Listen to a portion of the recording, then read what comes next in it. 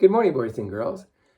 We know that you're not at school, but Mrs. Vollard has suggested that the reading tutors record stories and she can send them to you. So this goes especially to my students, Chase and Camilla, but for all those other students who may also see this, this is a story that I always read, boys and girls, in the spring, and it's called The Terrible Hodag. This is a very rare book. It was written by the sister of a teacher who I worked with many years ago, about 20 years ago, at a school called Lou Sutton. You cannot buy this book anymore. And it's called, as I said, The Terrible Hodag.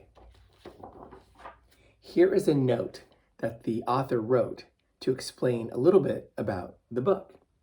It is possible that you have heard other stories about a mythical giant beast called the Hodag. Tales of this enormous creature are found in many regions of the United States. Like all stories that pass from one teller to the next, the details and exploits of the characters change often. The first Hodag stories were told in logging camps.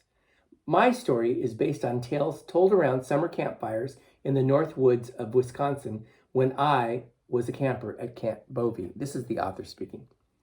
Formerly known as Camp Hodag. This version of Ole Svensson and the Hodag is a product of both memory and my own imagination.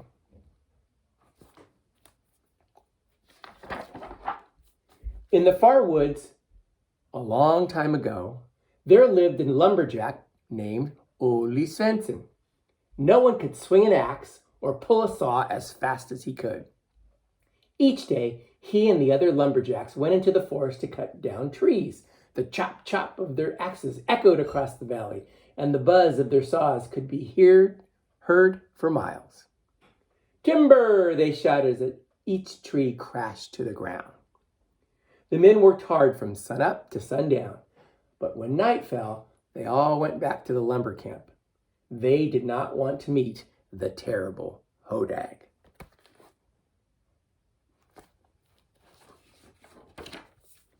When it was dark, the Hodag came out of his den. The ground rumbled as he walked along the forest floor. The Hodag's giant jaws opened wide as he gobbled whole bushes in single gulps. In the morning, huge footsteps showed where he had walked, and whole clearings showed where he had eaten.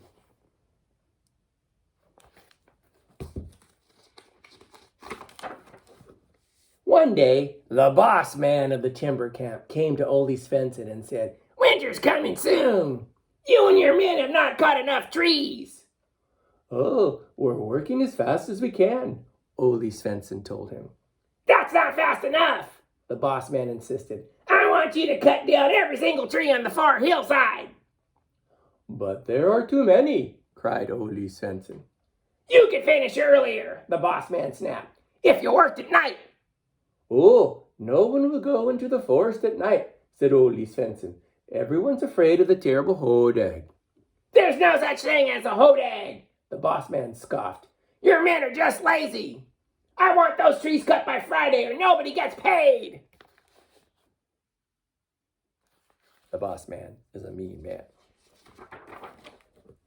Ole Svensson told the lumberjacks what the boss man had said. They were furious. "There's never been a meaner man," said one. "And we won't eat this winter if he doesn't pay us," said another. "Then we'll have to work at night," Ole Svensson told them. "Never!" shouted the lumberjacks. Ole Svensson did not know what to do. "I must come up with a plan," he thought. "Surely there is some way that we can cut those trees by Friday."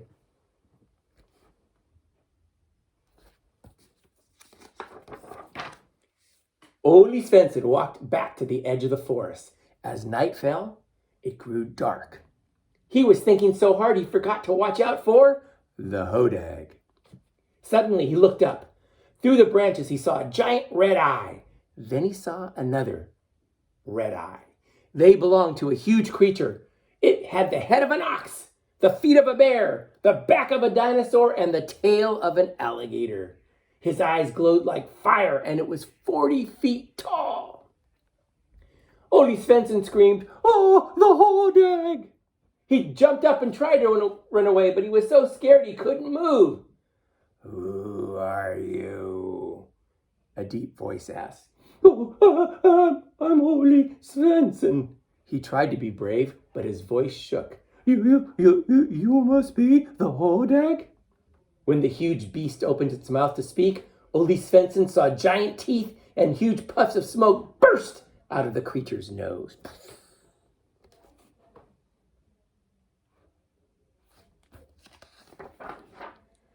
But please don't eat me, begged Ole Svensson. Don't be afraid. I won't hurt you.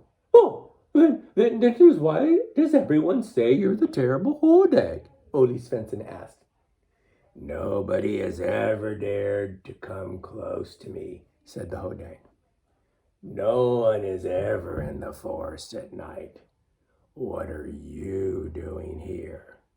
Ole Svensson told the Hodag about the mean boss man.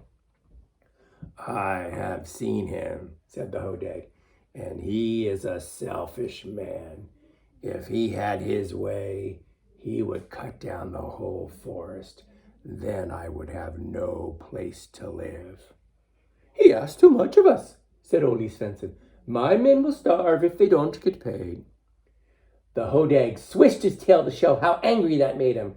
5 trees toppled to the ground behind him. Suddenly, Ole Svensson had an idea. Maybe you can help us, he said. He explained his plan, and the Hodag agreed. Then Ole Svensson climbed up onto the Hodag's spiny back.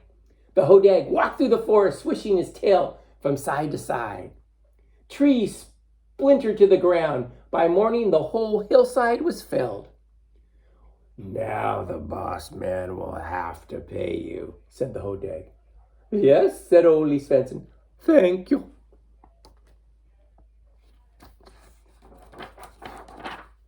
Ole Svensson led the lumberjacks into the forest. They couldn't believe their eyes. We know you're strong, Ole, they said, but this is amazing. How did you do it? A friend helped me, Ole Svensson said. Who is he? Asked the lumberjacks. I can't tell you now, replied Ole Svensson. We have to get back to work right away.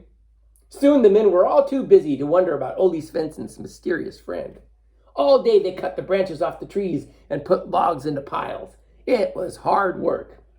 Then they brought the boss man to the forest. He saw their logs, but still he was not satisfied. Remember the mean old boss man?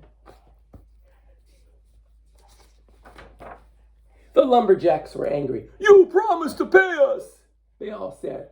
No, said the boss man. You must take the logs to the sawmill by Friday, then I'll pay you. That's impossible, they cried. There are too many, and it will take forever. But the boss man would not listen. He did not want to pay them at all. Now we'll really starve, the lumberjacks told Ole Svensson. Ole, what are we going to do? I'll try to think of a new plan, said Ole Svensson.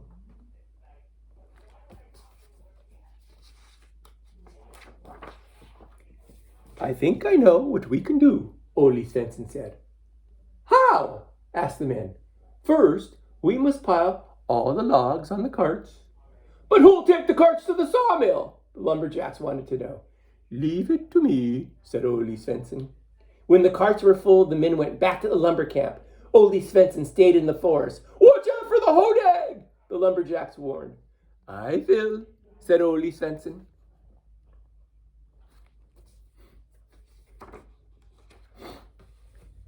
Ole Svensson set out on a long walk. He got close to the Hodag's den. Then he felt the ground shake. Suddenly he saw a giant beast coming toward him. It had the head of an ox, the feet of a bear, the back of a dinosaur, and the tail of an alligator. It was the Hodag. The Hodag lowered his huge head and stared at Ole Svensson with glowing eyes. Did the mean boss pay you? Not yet, said Ole Svensson. Now, he says, we must take all the logs to the sawmill. That man is too greedy, the Hodag bellowed. Will you help us one more time? Ole Svensson pleaded. He told him the plan, and once again, the Hodag agreed. Then Ole Svensson tied all the carts to the Hodag's tail. The Hodag pulled him through the forest to the sawmill. They finished at dawn. It was Friday. Wait for me at the edge of the forest, Ole Svensson told the Hodag. I'll be back soon.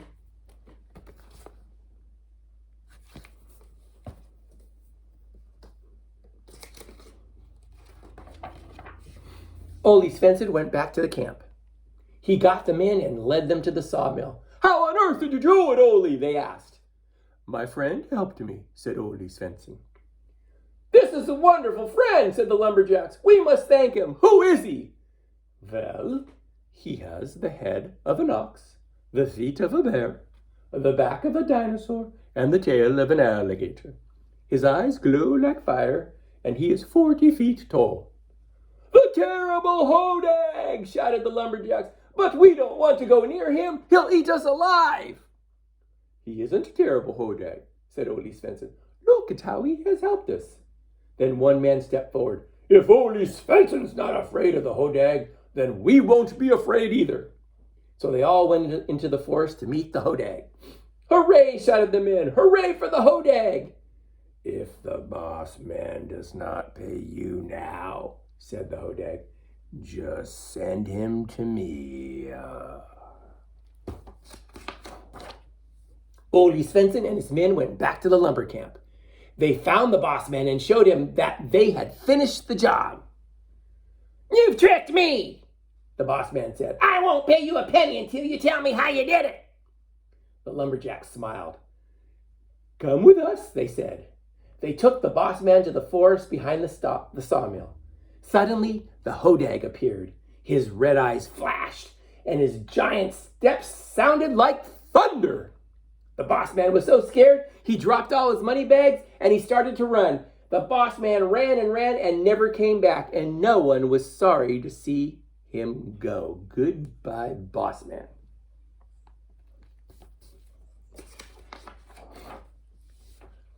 Thank you. Oh, thank you, said Ole Svensson to the Hodag. We would have never been paid without you. Then he counted the money and divided it among the men. From now on, he told the lumberjacks, we will only cut the trees that we need, and we will always be sure to leave part of the forest for the Hodag. You are a good man, said the Hodag. Then the Hodag disappeared into the trees. No longer would the lumberjacks be afraid to go into the forest at night. Now they knew that the huge creature with the head of an ox, the feet of a bear, the back of a dinosaur, and the tail of an alligator was their friend. Well, I hope you like that story. And if you want to hear more, just let Mrs. Vollert know, and we will continue with these videos during the time that we're out of school. Take care.